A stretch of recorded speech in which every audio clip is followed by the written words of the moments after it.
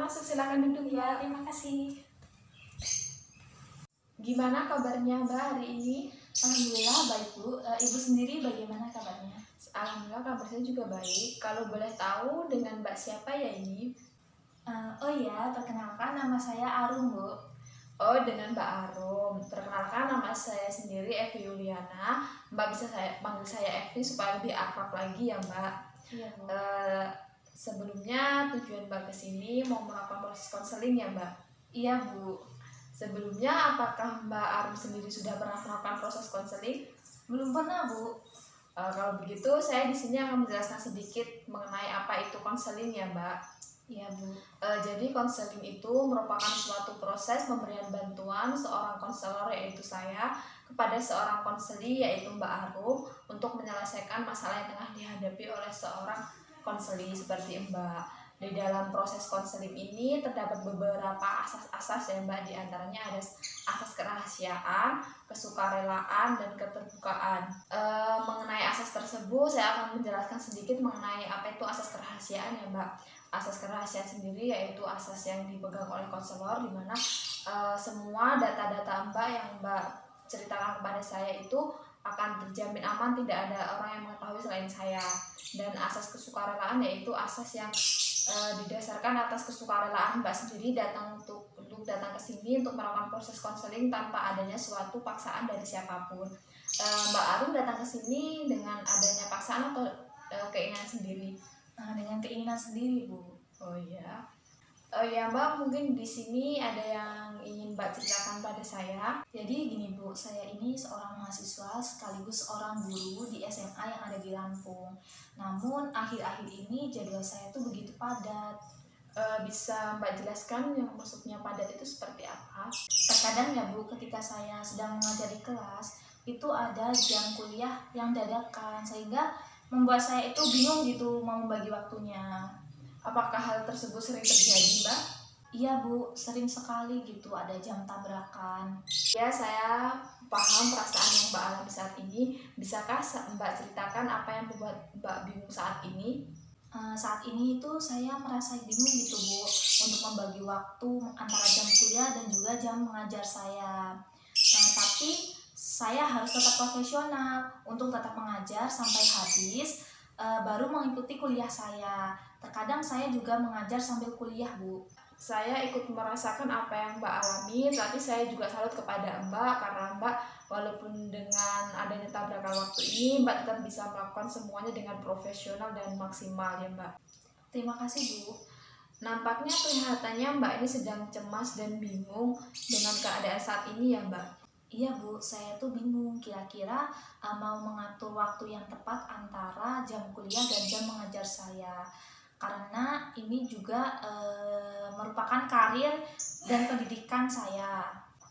Jadi di sini saya lihat sebenarnya yang sedang Mbak rasakan yaitu bingung bagaimana cara yang lebih efektif lagi ke depannya untuk Mbak Arum ini bisa membagi antara waktu jam kuliah dan waktu mengajar ya Mbak.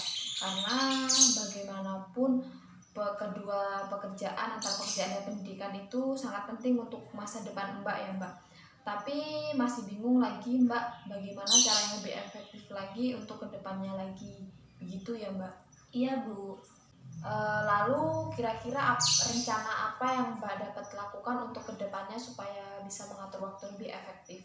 Mungkin saya itu akan minta perubahan jadwal mengajar saya sama atasan saya Bu. Lalu Ya supaya tidak tabrakan gitu Bu sama jadwal kuliah saya, dan supaya jadwalnya tuh teratur antara jam kuliah saya dan juga jam mengajar saya di sekolah. Oh begitu. Baiklah, kelihatannya keputusan yang Mbak ambil ini cukup tepat juga. Lalu setelah Anda bercerita kepada saya, apakah Mbak merasa lebih tenang dari sebelumnya? Iya Bu, saya sekarang merasa lebih tenang. Nampaknya dari raut wajah Anda masih merasa bingung dan cemas. Ya Bu, sebenarnya saya merasa bingung dengan keputusan yang saya ambil untuk meminta pergantian jadwal mengajar saya. Apakah saya itu harus berhenti kuliah dan fokus untuk mengajar di sekolah. Sama nggak sih? Apakah Mbak yakin bukankah keduanya itu sangat penting demi masa depan Mbak? Iya Bu, sebenarnya semuanya itu sangat penting bagi saya karena saya itu sudah menemukan pekerjaan yang sesuai dengan skill yang saya miliki. Baik Mbak, lalu apakah ada yang ingin Mbak ceritakan lagi kepada saya? Saya rasa sudah cukup Bu.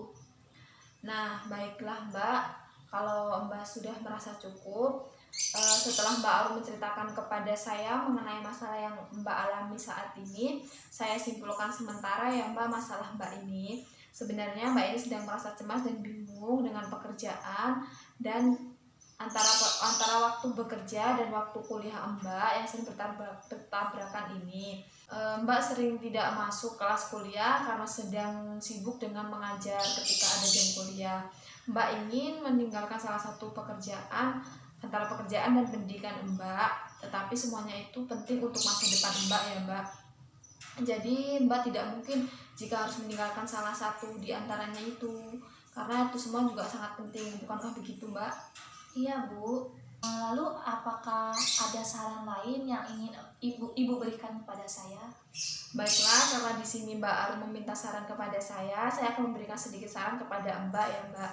Sebenarnya keputusan yang Mbak ambil itu sudah cukup efektif, yaitu dengan meminta kompensasi kepada atasan Mbak mengenai pergantian jadwal atau tidak bertabrakan dengan jadwal antara jadwal mengajar dan jadwal kuliah Mbak. Namun di sisi lain saya memiliki saran bagaimana kalau Mbak itu bertukar saja antara jam mengajar Mbak dengan teman Mbak ketika Mbak sedang ada kuliah, gitu ya Mbak. Baik Bu, terima kasih atas saran yang telah Ibu berikan kepada saya. Nah, nanti saya akan mencoba berbicara sama teman saya apakah dia itu mau tukeran jadwal mengajarnya supaya jadwal saya itu tidak tabrakan lagi dengan jam kuliah saya. Baik, demikian saran dan masukan yang bisa saya berikan kepada Mbak. Apakah ada hal lain yang ingin Mbak ceritakan kepada saya? Saya rasa sudah cukup Bu. Terima kasih atas saran dan masukan yang telah Ibu berikan kepada saya. Dan terima kasih juga waktunya karena sudah mau mendengarkan keluh kesah saya. Ya, sama-sama Mbak, kami ini kan juga sudah tugas saya.